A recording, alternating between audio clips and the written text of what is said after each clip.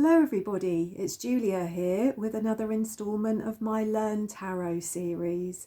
Today we're going to be looking at the Empress. The Empress is card number 3 in the tarot deck. And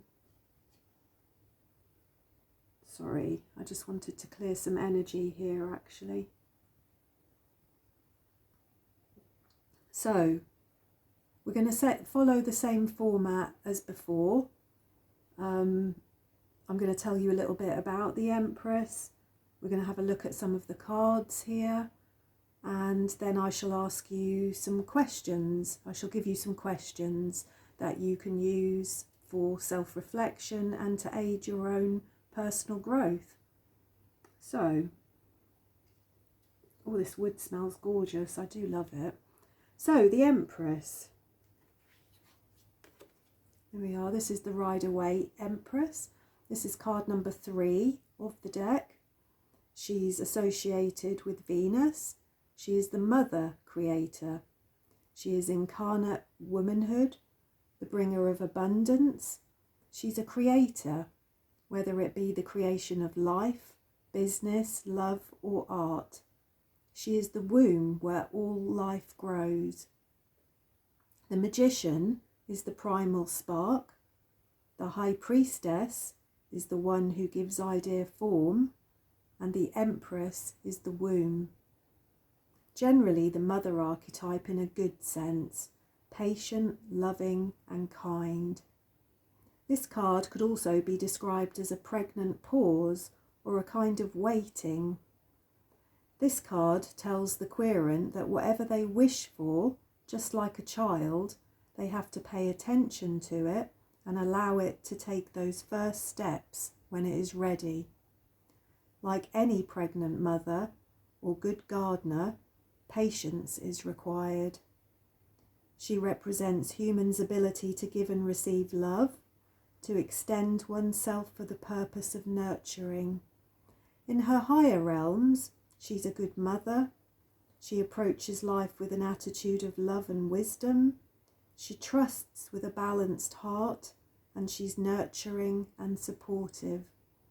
But in her lower realms, she's the bad mother, with a tendency to overgive.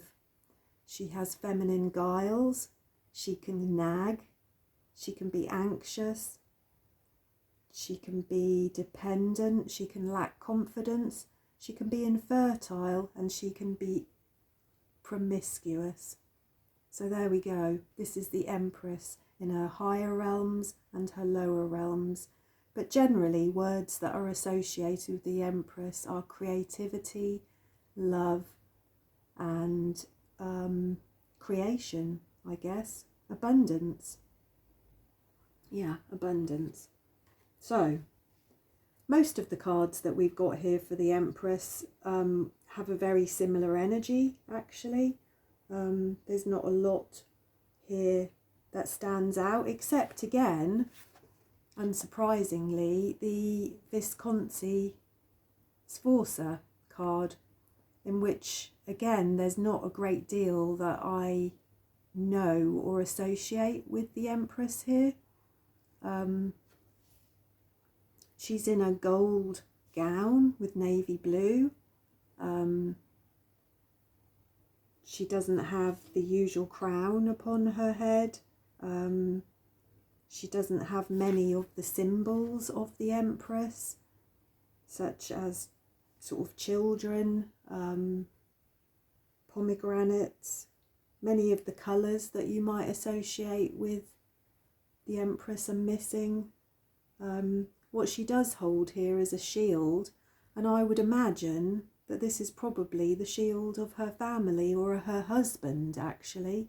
Probably her husband, because we have to remember that these cards, the artwork was painted in the mid-15th century, so a woman could never be a woman in her own right in that time, so I would imagine that she's holding the shield of her husband there. With the rest of the cards, we have the traditional Rider-Waite, which shows the Empress looking a lot like the Statue of Liberty, really, holding a sceptre with her crown, which I believe is called a diadem. I don't know whether I've pronounced that correctly, but a diadem, I think that's called. It's a 10, there's 10 stars upon that crown, which I'm sure has some relevance, which I probably need to look up, don't I? Yeah, I will do before we're finished. But yeah, so she's on her throne, she's wearing a gown with, I would expect to see pomegranates or roses or something similar on there. She's got her heart with the female symbol inside it. It looks like she sat next to a field of corn, which again is about fertility. She really represents fertility. We have the tarot of the new vision here, which is looking from the Empress's perspective of where she sat on her throne, and behind her she has children, and also a swan, which I would expect represents purity and innocence, and abundance, actually. So yeah, again, a very similar energy there. We have the Anna K Empress, which shows us an extremely abundant and fertile Empress here. It's like she's just oozing flowers and fruit, and kind of, I think the word that comes to mind with this card is ripeness, actually. I think that's the look that she's giving out there, is I'm fertile, I'm ready to create, I think is what she's saying there, actually. We have the Psychic Tarot deck here with fertility, which again is much of a similar theme here. Interesting that this card is green. Most of the, yeah, there's a lot of red, isn't there, involved normally in the tarot cards of the Empress. Red represents passion and love. But I would have gone with green, actually, if I'm honest, for the Empress, because to me she just represents nature as well, I think. She's part of everything, isn't she? She's part of the cycles of life.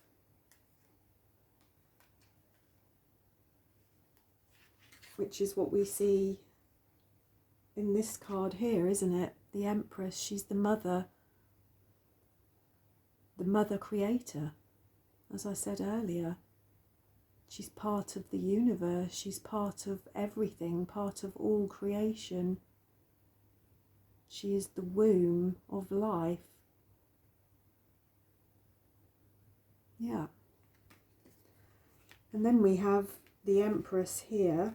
Actually, I'll come to her last, because I'm going to read a little bit from the book about Daenerys. So we have creativity here with the Osho Zen tarot, which gives us a very similar feel.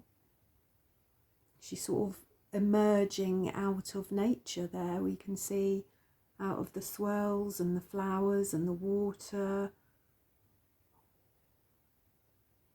She's looking up to the crescent moon, which represents illumination and understanding and self-reflection and wisdom.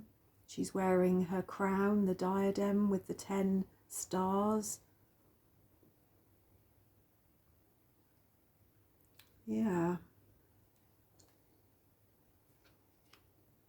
We have the lovely mystical cat tarot here, which is a proper, just what you would expect, isn't it? It's just mummy cat with her kittens on her cushion.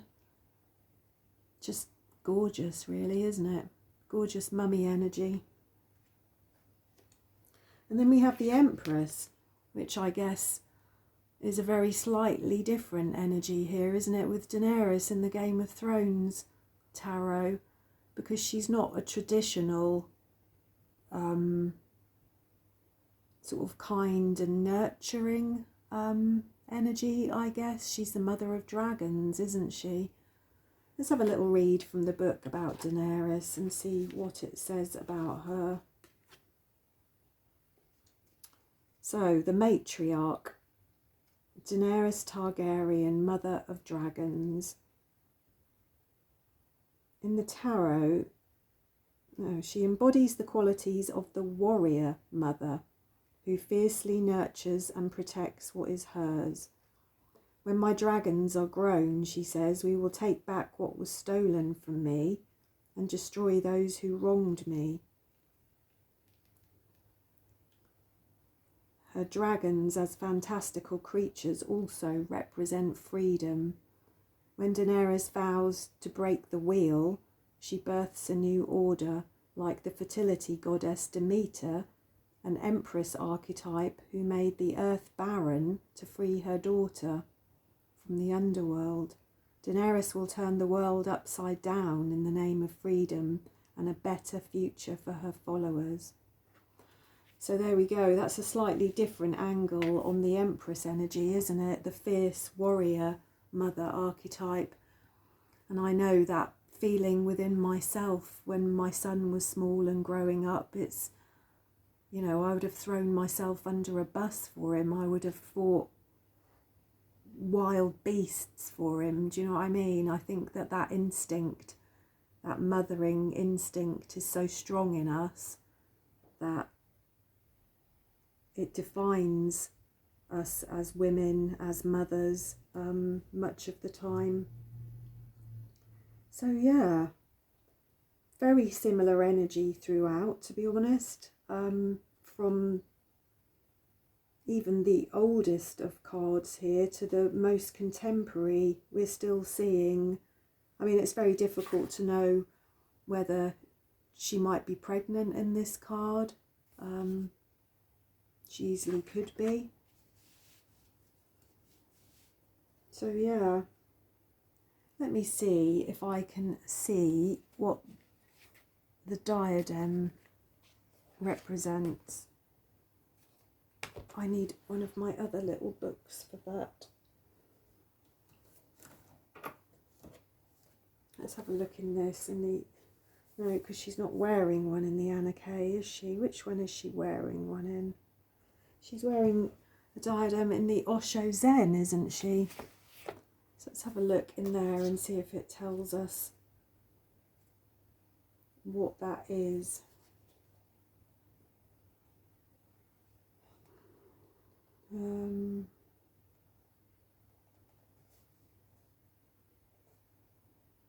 No, it doesn't. I do apologise. I should have researched that before I started this video, shouldn't I?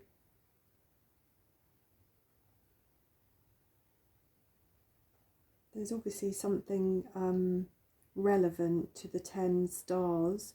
1, 2, 3, 4, 5, 6. Yeah, there's obviously something relevant to that.